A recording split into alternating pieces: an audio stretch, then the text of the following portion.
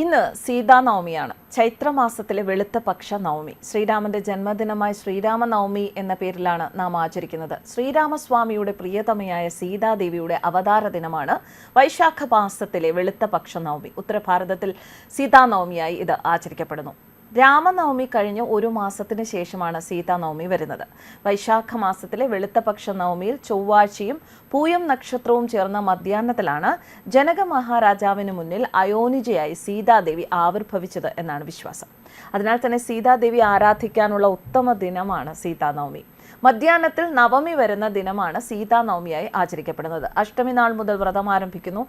നാനാവിധ പുഷ്പങ്ങളാലും നിവേദ്യങ്ങളാലും സ്തോത്ര സങ്കീർത്തനത്താലും നവമി നാളിൽ മധ്യാഹ്നത്തിൽ സീതാപൂജ നിർവഹിക്കുന്നതാണ് ഉത്തമം. സീതാനവമി നാളിൽ സീതാക്ഷേത്ര ദർശനവും ഉത്തമമാണ്. കേരളത്തിലെ മുഖ്യ സീതാക്ഷേത്രം വയനാട് ജില്ലയിലെ പുൽപ്പള്ളിയിലാണ്. ഇവിടെ പുത്രന്മാരായ ലവകുശന്മാരോടൊപ്പമാണ് സീതാദേവി ആരാധിക്കപ്പെടുന്നത്. ധൈര്യത്തിന്റെയും ശക്തിയുടെയും പ്രതിരോധത്തിന്റെയും മൂർത്തിഭാവമായ സീതാദേവി വിശ്വാസത്തിന്റെയും വിശ്വസ്തതയുടെയും പ്രതിബദ്ധതയുടെയും ഏറ്റവും വലിയ ഉദാഹരണങ്ങളിലൊന്നാണ്.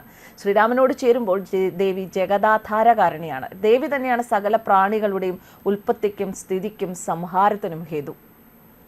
മൂലപ്രകൃതിയും ദേവി തന്നെ. പ്രണവസ്വരൂപമാകിയാൽ ദേവിയെ ബ്രഹ്മവാദികൾ പ്രകൃതി എന്നും വിളിക്കുന്നു. ഇത് സീതോപനിഷത്തിൽ പറയുന്നതാണ്.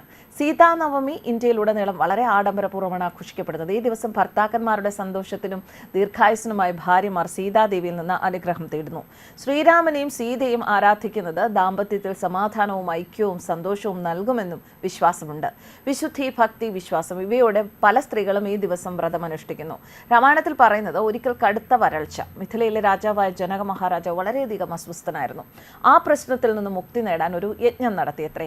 പരിഹാരം നടത്താൻ ഒരു മുനി നിർദ്ദേശിച്ചതാണ്. മുനിയുടെ നിർദ്ദേശപ്രകാരം ജനക രാജാവ് ഒരു യജ്ഞം നടത്തി.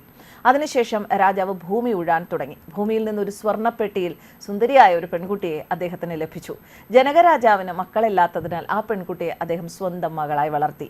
ഹിന്ദു ഇതിഹാസമായ രാമായണത്തിലെ പ്രധാന സ്ത്രീ കഥാപാത്രവും ജനകരാജാവിന്റെ മകളുമാണ് സീതാദേവി. ലക്ഷ്മിയുടെ അവതാരമായി സീതാദേവിയെ കണക്കാക്കുന്നു. എല്ലാ സ്ത്രീ സദ്ഗുണങ്ങളുടെയും ഒരു സമ്മിശ്രണമായി സീതാദേവിയെ കണക്കാക്കപ്പെടുന്നു. സീതാദേവിയുടെ സമർപ്പണം, ആത്മത്യാഗം, ധൈര്യം, വിശുദ്ധി എന്നിവ പ്രശസ്തമാണ്. സീതാദേവിക്ക് ശ്രീരാമനിൽ ജനിച്ച മക്കളാണ് ലവകുശന്മാർ. ഒരു സ്ത്രീക്ക് അവളുടെ സ്വഭാവത്തിൽ ഉണ്ടായിരിക്കണമെന്ന ആളുകൾ വിശ്വസിക്കുന്ന എല്ലാ മൂല്യങ്ങളും സീതാദേവിയിൽ ഉൾക്കൊള്ളുന്നു. ഒപ്പം സദ്ഗുണത്തിന്റെയും ക്ഷമയുടെയും സ്ത്രീരൂപമായും സീതാദേവിയെ ചിത്രീകരിക്കപ്പെടുന്നു.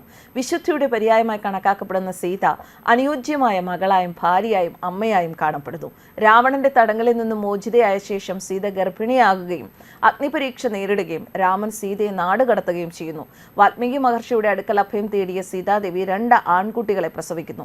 വർഷങ്ങൾക്ക് ശേഷം തന്റെ 2 പുത്രന്മാരോടൊപ്പം അവരുടെ പിതാവായ ശ്രീരാമനുമായി വീണ്ടും ഒന്നിക്കുകയും അവസാനം തന്റെ പരിശുദ്ധിയുടെ സാക്ഷ്യമായി ഭൂമിയുടെ ഉള്ളിലേക്ക് തന്നെ മടങ്ങുകയും ചെയ്തവളാണ് സീത. എല്ലാവർക്കും സീതാനവമി ആശംസകൾ. ന്യൂസ് ഡെസ്ക് കർമ്മ ന്യൂസ്.